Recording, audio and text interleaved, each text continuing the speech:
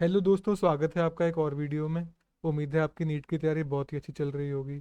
आज के वीडियो में हम कवर करने वाले हैं मॉर्फोलॉजी ऑफ फ्लावरिंग प्लांट्स। तो बिना कोई देर करे चलिए शुरू करते हैं। एंजियोस्पर्म्स के अंदर एक लार्ज डाइवर्सिटी ऑफ स्ट्रक्चर और मॉर्फोलॉजी है, लेकिन सभी एंजियोस्पर्म्स में रूट्स, स्टेम्स, लीव्स, फ्लावर्स और फ्रूट्स होते हैं। किसी भी हायर प्लांट को क्लासिफाई करने के लिए हमें कुछ टेक्निकल टर्म्स पता होने चाहिए। साथ ही साथ हमें हर एक प्लांट के पार्ट के डिफरेंट वेरिएशंस के बारे में पता होना चाहिए, जो कि प्लांट्स को अडेप्ट करने में हेल्प करते हैं, प्रोटेक्शन के लिए, क्लाइंबिंग के लिए और स्टोरेज के लिए। किसी भी फ्लावरिंग पार्ट के अंडरग्राउंड पार्ट को रूट बोलते हैं और अबव द ग्राउंड पार्ट को शूट बोलते हैं। The root, majority of dicotyledonous plants में इलोंगेशन ऑफ रेडिकल से प्राइमरी रूट बनती है, जो कि सॉइल के अंदर उगती है। इस प्राइमरी रूट से लेटरल रूट्स निकलती हैं, जो कि कई ऑर्डर्स की होती हैं, जैसे कि secondary, tertiary etcetera. Primary root और उसकी ब्रांचेस को टैप रूट सिस्टम बोलते हैं, जैसा कि मस्टर्ड प्लांट में देखा जाता है। फिगर 5.2 ए में एक प्राइमरी रूट है और उसकी लेटरल ब्रांचेस हैं। इसको टैप रूट सिस्टम बोलते हैं। मोनोकॉटिलेडनस प्लांट्स के अंदर प्राइमरी रूट शॉर्ट लिव्ड होती है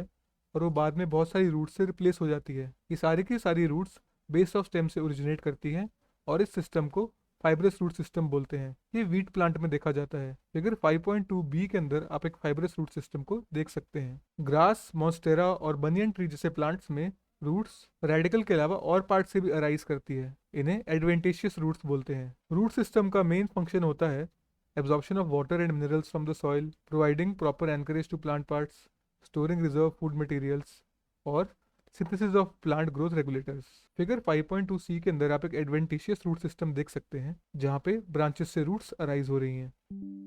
regions of the root, root की एपेक्स पे एक थिम्बल लाइक स्ट्रक्चर होता है जिसे रूट कैप बोलते हैं। फिगर 5.3 में आप रूट की एपेक्स पे रूट कैप को देख सकते हैं। ये root cap apex of root को प्रोटेक्ट करती है जब वो सॉइल में ग्रो करती है। रूट कैप के कुछ मिलीमीटर ऊपर रीजन ऑफ मेरिस्टेमेटिक एक्टिविटी होता है। इस रीजन के सेल्स बहुत ही छोटे, थिन वॉल्ड और उनमें एक डेंस प्रोटोप्लाज्म होता है।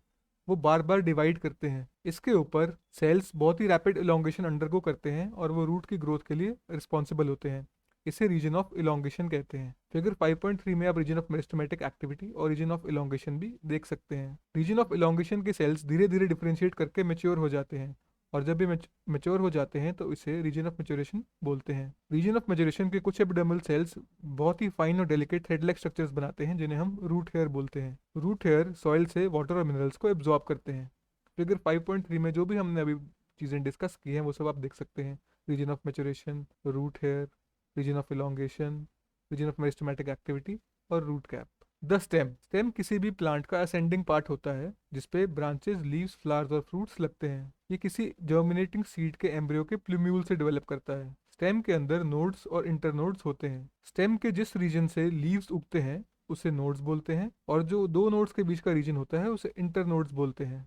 स्टेम के ऊपर बड्स होती हैं, जो कि टर्मिनल या एक्सिलरी हो सकती हैं। एक यंग स्टेम जनरली ग्रीन होती है और लेटर स्टेजेस में ये वुडी और डार्क ब्राउन बन जाती है। स्टेम का मेन फंक्शन होता है स्प्रेड आउट करके ब्रांचेस बनाना, जिसपे लीव्स, फ्लावर्स और फ्रूट्स उगते हैं। ये वाटर और मिनरल्स को कंडक्ट करता है और फोटोसिंथेसिस करता है। कुछ stems storage of food, support, protection और वेजिटेटिव प्रोपोगेशन का फंक्शन भी पूरा करती हैं। द लीफ, लीफ एक लेटरल फ्लैटेंड स्ट्रक्चर होता है जो कि स्टेम पर उगता है। ये नोड्स पर उगता है और इसकी एक्सिला में बड होता है। इस एक्सिलरी बड से बाद में ब्रांच बनती है। लीव्स शूट एपिकल मेरिस्टेम से ओरिजिनेट करते हैं और एक्रोपिटल ऑर्डर में अरेंज्ड होते हैं। ये फोटोसिंथेसिस के लिए सबसे इंपॉर्टेंट वेजिटेटिव ऑर्गन्स होते हैं। एक टिपिकल लीफ के तीन मेन पार्ट्स होते हैं, लीफ बेस, पेटियोल और लेमाइना। फिगर 5.4 ए में आप पार्ट्स ऑफ लीफ देख सकते हैं। इसमें एक लेमाइना है, एक लीफ बेस है, एक एक्सिलरी बड है, एक पेटियोल है और एक स्टिप्यूल है। लीफ स्टेम से लीफ बेस पे अटैच्ड होता है और इसमें दो लिटरल लीफ लाइक स्ट्रक्चर्स होते हैं जिसे स्टिप्यूल्स बोलते हैं। मोनोकोटिलिडन्स में लीफ बैग एक्सपैंड करके स्टेम को पार्शियली और होली कवर करता है in the form of a sheet. कुछ लेग्यूमिनस प्लांट्स के अंदर लीफ बेस फोलन हो सकता है, जिसे पल्विनस बोलते हैं। पेटियोल का फंक्शन होता है ब्लेड को लाइट की तरफ होल्ड करके रखना। Long thin flexible petioles leaf blades को हवा में फ्लटर करने के लिए अलाउ करते हैं, ताकि लीफ ठंडा रहे और लीफ के सरफेस पे फ्रेश एयर आए।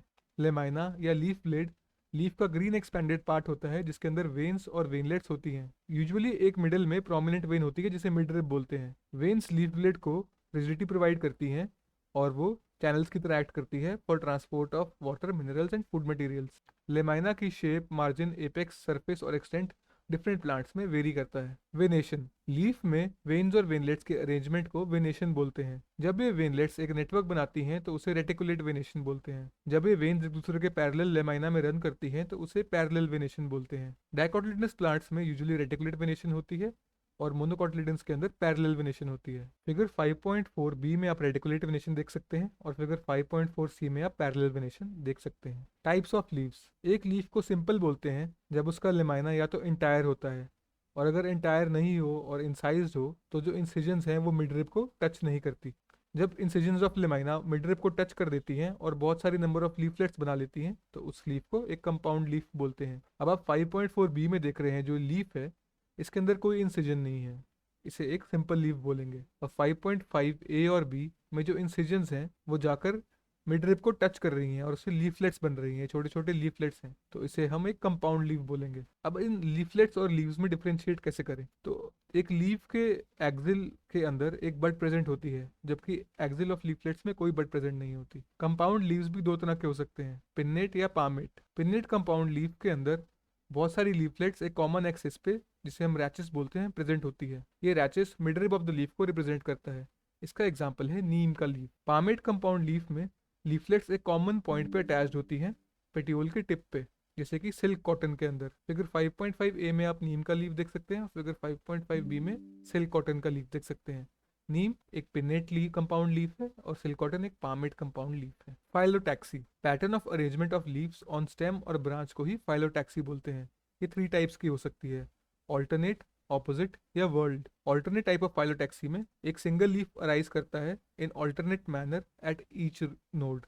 इसका एग्जांपल है चाइना रोज, मस्टर्ड और सनफ्लावर प्लांट। फिगर 5.6 ए में आप चाइना रोज देख सकते हैं जिसमें हर लीफ ऑल्टरनेट साइड पे हर नोड पे ग्रो कर रहा है, तो ये ऑल्टरनेट टाइप ऑफ फाइलोटैक्सी है। ऑपोजिट टाइप में एक pair of leaves her node पे अराइज करता है और एक दूसरे के ऑपोजिट लाई करता है। इसका एग्जांपल है कैलोट्रोपिस या गुआवा प्लांट। फिगर 5.6 बी में आप गुआवा प्लांट का ऑपोजिट फाइलोटैक्सी देख सकते हैं। अगर एक ही नोड पे 2 से ज्यादा लीव्स अराइज करें और एक वर्ल्ड फॉर्म करें तो उसे वर्ल्ड फाइलोटैक्सी बोलते हैं, जिसका एग्जांपल है एल्स्टोनिया। फिगर 5.6 सी में आप एल्स्टोनिया की वर्ल्ड फाइलोटैक्सी देख सकते हैं। इस वीडियो में हमने रूट, स्टेम और लीव्स को कवर किया है। फ्लावर, सीड और फ्रूट्स को हम अगले वीडियो में कवर करेंगे। उम्मीद है आपको इस वीडियो से हेल्प मिली होगी और आपको ये वीडियो पसंद आया होगा। प्लीज़ इस वीडियो को लाइक करो और चैनल को सब्सक्राइब करो और नीट के लिए पढ़ाई करते रहो। Thank you.